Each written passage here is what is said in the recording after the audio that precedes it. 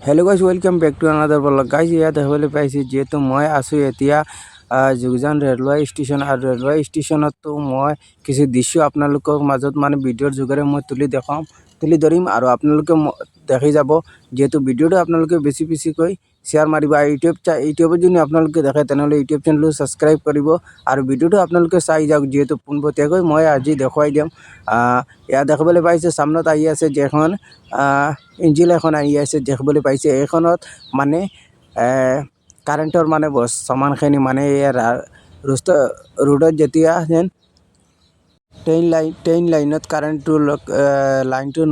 নষ্ট হৈ গ'লে আৰু ইয়াৰ ঠিককৰণ বস্তু সামানখিনি মানে চিলভাৰ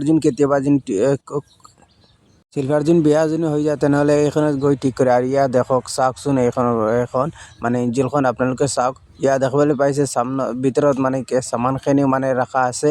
আৰু আপোনালোকে চাই যাওক যিহেতু ইমান বাটি এখন মানে ইঞ্জিন আৰু এয়া দেখিবলৈ পাইছে টিটি হয় মানে